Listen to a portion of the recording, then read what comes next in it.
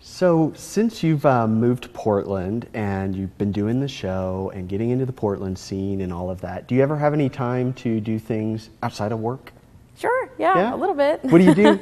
I like to work in my garden. Do you? Yeah, I think I was talking to another kind of creative person recently, and they were saying, I always have to have like a project that I can, that I can work on with my hands, because she does like web design and film and stuff, and she was saying I do a lot of visual stuff on the computer. I spend a lot of time looking at a screen. I have to have something that I, do with my hands, and my garden is definitely that for me. I grow lots of vegetables and things, and I like to share them. Like to do some canning at the end of the summer. Yeah. And it's a lot of fun. Yeah. Do you find yourself when you're doing that, it's therapeutic and you come up with some of your ideas, and are you still kind of working when you're doing that, or is that your way to sort of disconnect? It's kind of more the latter, more of a disconnect. I mean, I don't bring my phone out there when I'm in the garden. I don't usually like to have like music or radio or anything playing. Just outside, just no distractions, hanging out with my cats and my boyfriend and saying hi to the neighbors over the fence. I mean, it's just really nice to kind of unplug. Well, good. That's very important.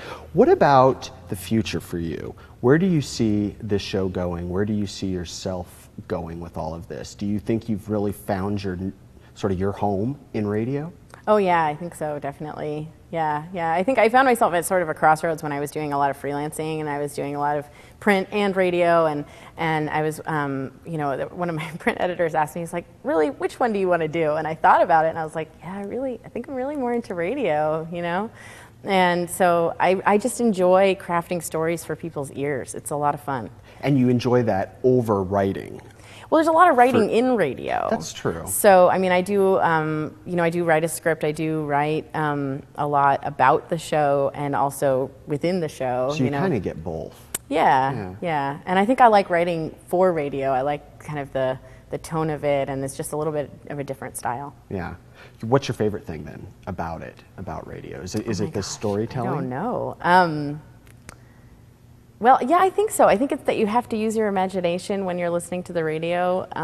It's not something that, which is true of print too, I guess. I mean, you have to kind of imagine, but there might be pictures. Sure.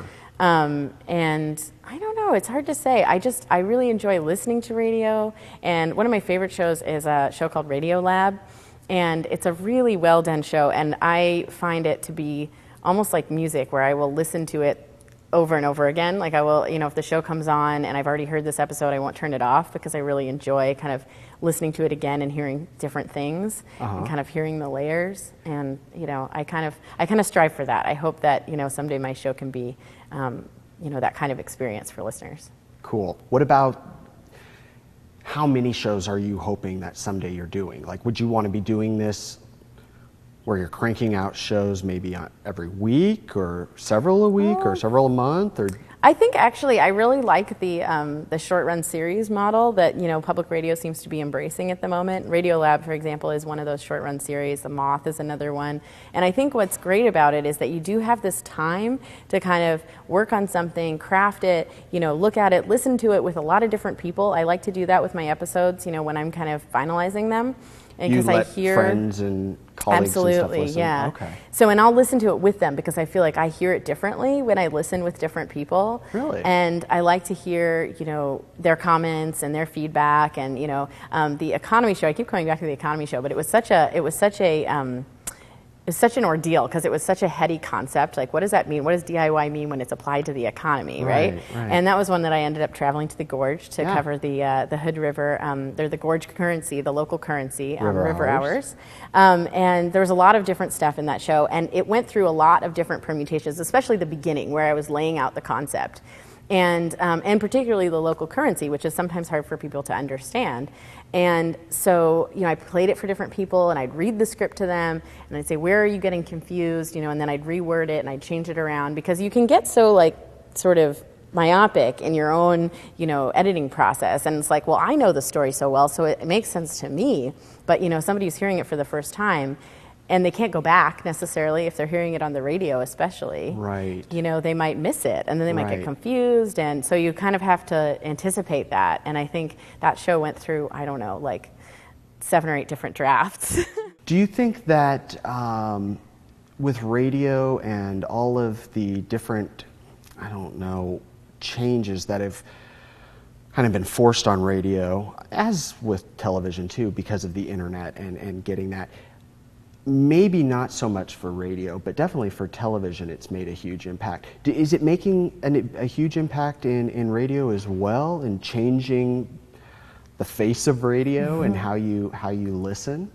I think radio as a medium, I mean, I'm totally biased because I work in radio, Sure. but I think radio as a medium works well with the internet in ways that maybe television and print do not, because there is this kind of extra component, the visual component that you can add with the web that's not competing with your content. You know, it's really just enhancing it. And I think, you know, I've always enjoyed, you know, having the show be distributed widely on the web, because, you know, from the very beginning, it was a monthly half-hour show that was on at 10 a.m. the third Thursday of every month. And I was like, who's going to remember that, right?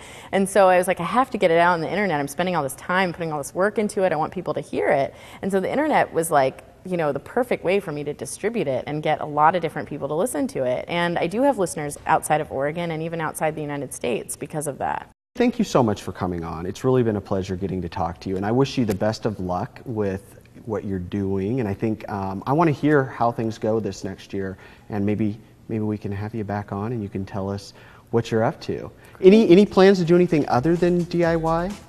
Oh, not right now. No, Yeah. I'm really just focused on the DIY. Yeah. That's enough. Yeah, That's well, enough. and my work with Think Out Loud, you Right. know, it's a great group of people to work with, and I'm really enjoying that as well. So. Well, good. Well, Julie, thank you. Thank you. All right. Thanks for having me. Absolutely. Thanks, you guys, for watching, and we'll look forward to seeing you right here again next time.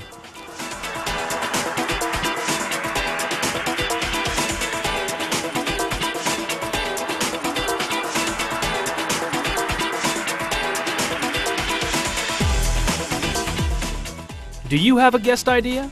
Let us know. Go to localite.com.